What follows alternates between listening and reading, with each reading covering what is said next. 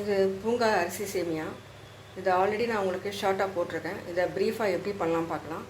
இந்த சேமியா வந்து 100 கிராம் நான் எடுத்துருக்கேன். இது வந்து ட்ரை. இது வந்து 6 ஹவர்ஸ் ஊற வச்சுட்டு நல்லா காய வச்சுட்டு, நம்ம சேமியாவாக எடுக்கணுன்னா மிஷினில் கொஞ்சம் ஈரப்பதம் இருக்கணும்.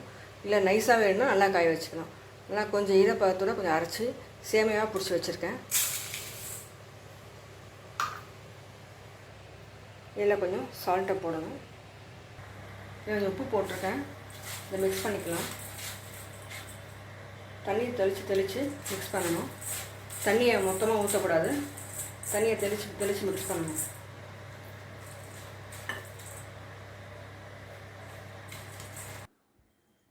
இது நம்ம தண்ணியை தெளித்து ஊற வச்சுருக்கோம்.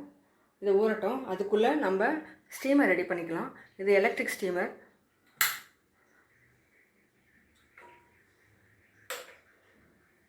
உங்கள்கிட்ட குக்கர் பாத்திரம் இல்லை இட்லி குண்டா இருந்தால் நீங்கள் பண்ணிக்கலாம். இதில் ஒரு ஈர துணியை போட்டு வைக்கலாம். அது கொஞ்சம் ஸ்டீம் ஆகட்டும்.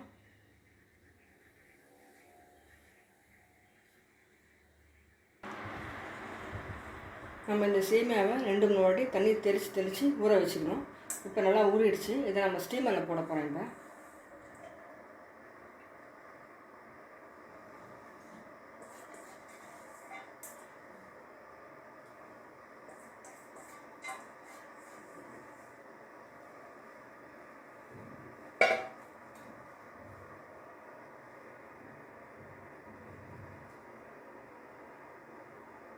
இப்போ இந்த ஸ்டீமரில் கீழே தண்ணி ஊற்றி வச்சுருக்கேன்.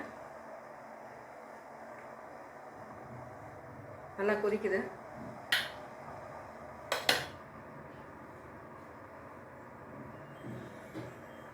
நம்ம மூடி வச்சிடலாம்.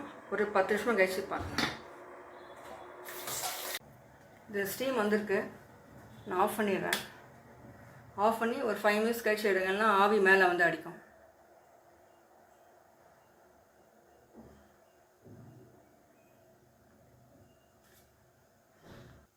இப்போ நம்ம எடுத்துடலாம். சூடாக இருக்கும், பார்த்து எடுங்க.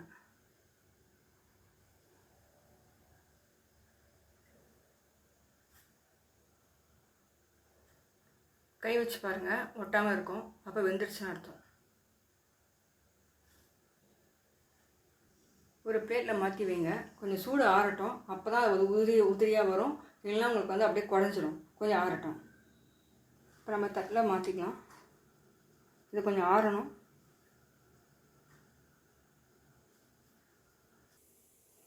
இதில் நான் கேஷ்யூ கொஞ்சம் போட்டுக்கிறேன். கீழே ரோஸ்ட் பண்ணது.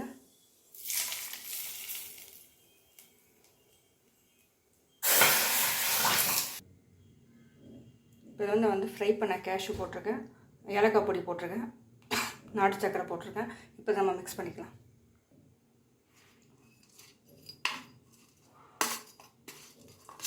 அவ்வளோதான், நம்மளோட புட்டு ரெடி ஆகிடுச்சு. பூங்கார் சேமியா புட்டு.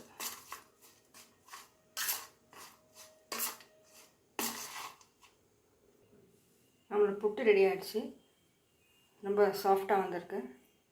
ட்ரை பண்ணி பாருங்கள்.